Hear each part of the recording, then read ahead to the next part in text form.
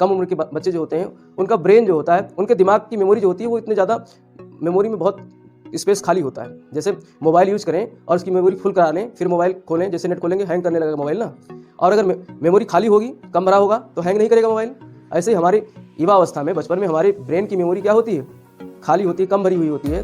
तो उसमें जो भी ज्ञान हम देंगे, अब इतिहास तो आपने कहीं पढ़ा नहीं है, यहाँ से जो पढ़ोगे तो ये ज्ञान आपके दिमाग में आता जाएगा, जो मतलब खाली मेमोरी है उसमें भरता चला जाएगा। और ये जो इस समय का युवा अवस्था का जो ज्ञान प्राप्त होता है वो लंबे समय तक रहता है, ये कभी भूलता नहीं। हमने भी जब ग्रेजुएशन किया था तो उस समय का पढ़ा हुआ आज भी हम नहीं भूले हैं। और अब हमारा क्या है कि पढ़ते तो भूल भी जाते हैं, लेकिन अनुभव काम आता है। एक उम्र के बाद पढ़ा हुआ चीज़ व्यक्ति भूल जाता है, लेकिन अनुभव बना रहता है हमेशा। इसलिए उम्र दराज व्यक्ति अनुभवी होता है।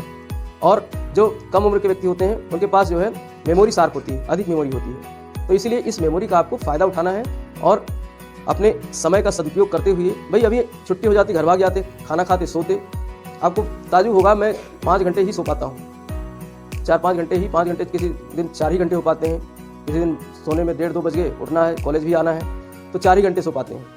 सुबह उठ करके मेडिटेशन वगैरह करना ये भी ज़रूरी है, रूपांतरण ज़रूरी है।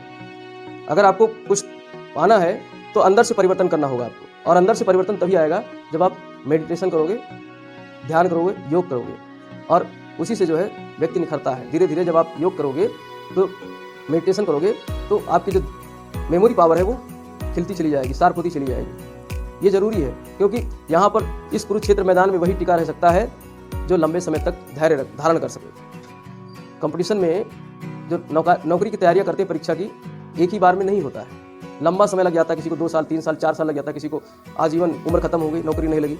मास्टरी की नौकरी ऐसी उम्र सीमा है ही नहीं उत्तर प्रदेश में, तो यहाँ पर 50-50 साल के, अभी एक शिक्षक हमारे यहाँ आएंगे जो 52 साल, 53 साल के हैं, 8 साल 9 साल नौकरी करेंगे, रिटायर होकर चले जाएंगे, तो पूरा जीवन खपा देते हैं। तो उनसे बचने के लिए आपको 2 साल मेहनत करने की आवश्यकता है। 2 साल आप लग करके हमारे साथ मेहनत कर लोगे तो आपको आपकी नैया पार हो जाएगी। जैसा हम बताते चले उसके अनुसार आप अपने आप को ढालते चलो, परिवर्तन आना शुरू हो जाएगा। आपको 1 महीने क्लास अगर रेगुलर आपने कर लिया तो आप अंदर से परिवर्तन महसूस करोगे।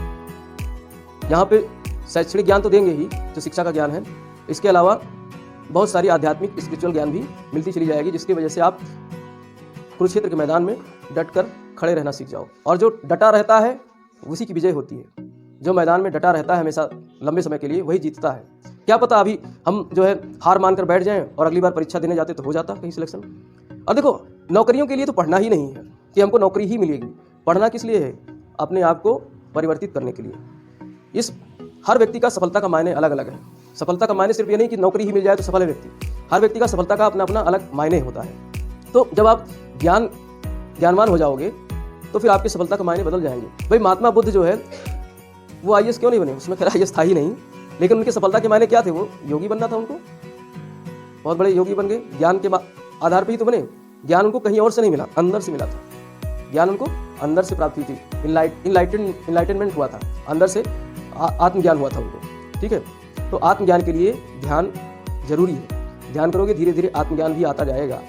तो उस तरीके से फिर यहाँ पे जो पढ़ाएंगे उसको हम सारी चीज़ों से रिलेट करते चलेंगे। इतिहास को जो है किस तरीके से अध्यात्म से जोड़ देंगे पढ़ाते पढ़ाते, वो आप देखेंगे आने वाले समय में। ठीक है, तो ये क्लास